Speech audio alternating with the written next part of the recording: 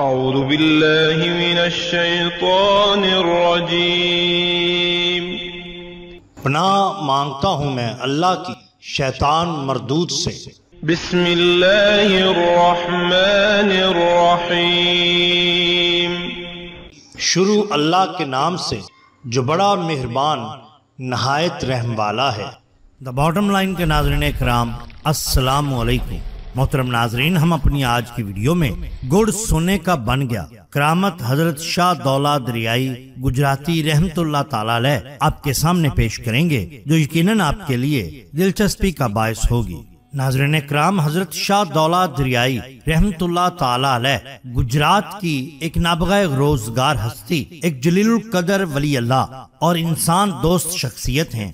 آپ کے ایک مرید حضرت چراغ بن شاہ مراد گیلانی قادری حضرت شاہ دولہ دریائی سے منسوب ایک واقعہ اپنے الفاظ میں کچھ یوں بیان کرتے ہیں۔ حضرت شاہ دولہ دریائی کے مریدین میں سے ایک مرید کرم الہی تھا جو مجھے ملا۔ میں نے گزارش کی کہ حضرت شاہ سرکار کا کوئی سچا واقعہ بیان کرو جس کے تم خود گواہ ہو۔ اس نے یہ واقعہ اس طرح بیان کیا۔ علاقہ میں ایک سدو نامی پرچون فروش تھا جو کہ ایک دکان چلایا کرتا تھا۔ علاقہ بھر کا گڑ سدو خود تیار کرتا۔ اس کی کچھ زمین گاؤں میں تھی۔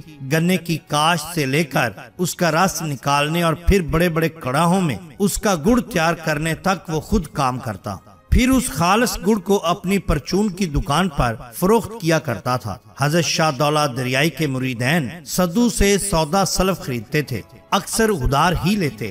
سدو نے مریدین سے قرض کی وصولی کے لیے بارہا اصرار کیا مگر قرض وصول نہ ہوا۔ آخر ایک دن سدو نے 2 بوری گڑ چھکڑے پر لادے اور حضرت شاہ دولہ دریائی رحمت اللہ تعالی علیہ کی خدمت میں حاضر ہوا۔ نذرانہ پیش کیا، گڑ کو لنگر خانہ میں رکھوا دیا اور حضرت شاہ دولہ سے یوں عرض کرنے لگا: حضور، تقریباً 900 روپے کا ادھار آپ کے مریدین لے چکے ہیں۔ یہی کل سرمایہ دکان تھا جو استعمال میں لایا جا چکا ہے۔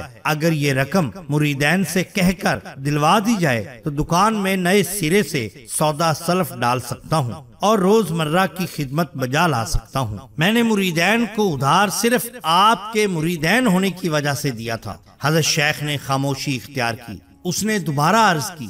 آپ رحمت اللہ تعالی علیہ نے پھر اغماس برتا۔ اس نے تیسری مرتبہ پھر التجا پیش کی تو شیخ قدر جلال میں آ گئے اور یوں گویا ہوئے: بابا سدو، تم نے پہلی نادانی تو یہ کی کہ گھاس پھوس کے چونپڑے میں رہنے والے خاک نشین گدڑی پوشوں کو قرض دیا اور ادھار کھلایا، صرف سود کی غرض سے۔ اگر تم کو سود کا لالچ نہ ہوتا تو کبھی نہ دیتے۔ خیر، تم رات کو عشاء کے بعد میرے پاس آنا۔ بابا سدو بہت پریشان اور پشیمان ہوا کہ اس نے سرکار سے جھوٹ بولا کہ قرض حسنہ کے طور پر دیا تھا اور سرکار کی وجہ سے دیا تھا۔ رات کو بابا سدو حجرے میں آیا تو دیکھا کہ سرکار مراقبے میں ہے۔ آپ رحمت اللہ تعالی علیہ نے سر کو اٹھایا اور فرمایا کہ جو تم نے گڑ کی بوریاں ہمیں نذرانہ کی تھیں وہ اٹھا کر لاؤ، اس کو انڈیلو۔ اس نے ویسا ہی کیا۔ کیا دیکھتا ہے کہ وہ سب کا سب گڑ سونے کی ڈلیاں بن چکا ہے۔ آپ رحمت اللہ تعالی علیہ نے فرمایا: بابا سدو، جس قدر تمہارا قرض ہے لے لو اور باقی کے اوپر خالی بوریاں ڈال دو۔ بابا سدو نے ویسا ہی کیا۔ اگلے دن وہ لالچی انسان پھر آیا اور بولا: حضور، کیا میں ایک سونے کی ڈلی اور لے سکتا ہوں؟ آپ نے فرمایا: لالچی انسان، جب قرضہ پورا ہو چکا ہے تو پھر اپنے لالچ کی وجہ سے آن دھمکا۔ بوریاں اٹھاؤ اور اسے لے جاؤ۔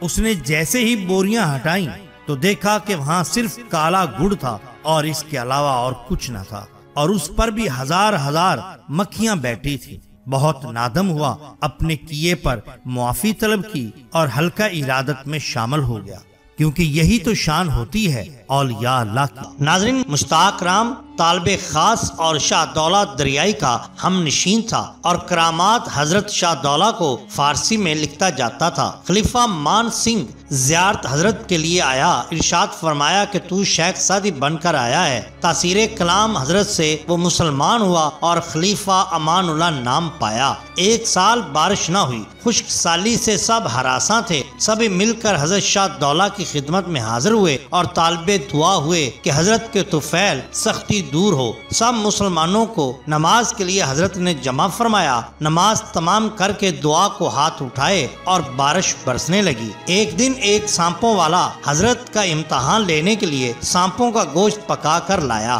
آپ نے بذریعہ کشف معلوم کر لیا اور کہا اسے ڈھک کر رکھ دو۔ جب اس نے اصرار کیا کہ آپ اسے کھا لیں تو فرمایا اسے تم ہی کھا سکتے ہو، جو کچھ اس میں ہے وہ تم جانتے ہو اور تمہارا خدا جانتا ہے، اور جو تم نے پکایا ہے اس میں بھی تمہاری طرح ہی زہر ہے۔ وہ فوراً تائب ہو کر خادم درگاہ بن گیا۔ فتح محمد سوداگر سیال کوٹی نے طبق میں نجاست بھیج دی۔ نوکر کو اس کی خبر نہ تھی۔ حضرت نے فرمایا جاؤ اسے پھینک دو۔ نوکر نے کہا حضرت قبول فرمائیے۔ کہا اچھا سرپوش اٹھاؤ۔ طبق پھولوں سے بھرا ہوا تھا۔ پھر آپ نے کہا اسے پھینک دو۔ خواجہ کو خبر ہوئی تو بہت حیران ہوا کہ یہ کیسے ہو گیا، میں نے تو نجاست بھیجی تھی اور وہ پھول بن گئے۔ یہ سوچ سوچ کر وہ دیوانہ ہو گیا اور وہی نجاست جو اس نے حضرت کی خدمت میں بھیجی تھی اب وہ خود کھانے لگا اور اسی حالت میں مر گیا۔ مہتا کھیم کرن کی ملازمت سے الگ ہو کر حضرت سید سرمست کی خدمت میں آئے تھے۔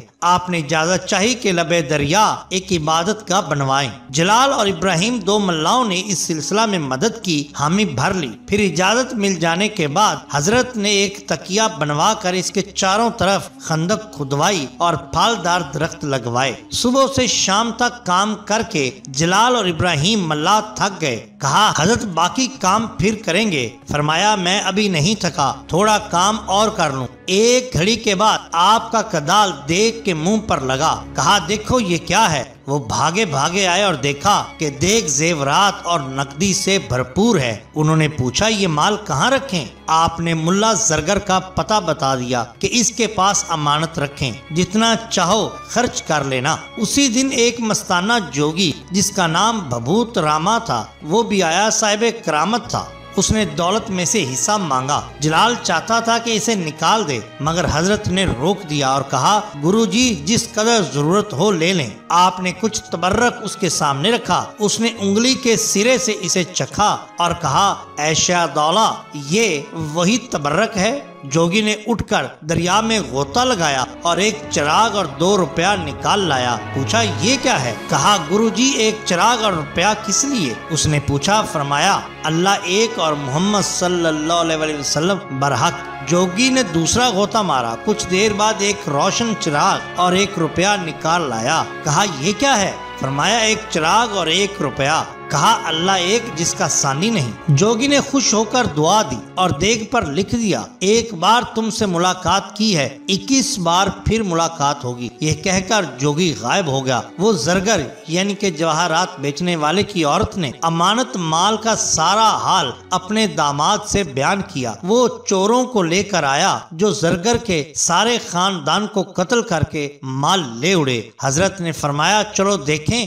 آپ آئے اور کہا یہ مال قارونی ہے۔ اس کے بعد شاہ دولہ جہاں خزانہ نکلتا تھا وہیں دفن فرما دیا کرتے تھے۔ اسی طرح بیان کیا جاتا ہے کہ قوم گوجر سے ایک آپ کا مرید اور طالب ملازم شاہ ہوا۔ بادشاہ اسے شیر سے لڑوایا کرتا تھا۔ اس نے دل میں حضرت کو یاد کیا۔ کرامت سے آپ تشریف لائے، اس کے شانے پر ہاتھ رکھا اور کہا ڈرو مت، تم تو ایک شیر سے مقابلہ کرتے تھے، اگر آج 2 ہیں تو پھر کیا ہوا؟ اگر 100 شیر بھی تیرے ہاتھ سے مارے جائیں تو یہ بات دور نہیں۔ یہ کہنا تھا کہ اس نے 2 شیروں کو بھی مار گرایا۔ محترم ناظرین، یہ شان ہوتی ہے اولیاء اللہ کی۔ اگر آپ کو ہماری یہ ویڈیو پسند آئی ہو تو لائک کیجئے، سبسکرائب کیجئے ہمارے چینل دا باٹم لائن کو، تاکہ ہم آپ کے لیے اور بھی بہترین ویڈیوز لا سکیں۔ اپنے دوستوں کا، گردنوا کے لوگوں کا بہت خیال رکھیے۔ اللہ اور اللہ کے رسول صلی اللہ علیہ وسلم سے بے حد محبت کیجئے۔ آپ کا بہت شکریہ۔ اللہ حافظ۔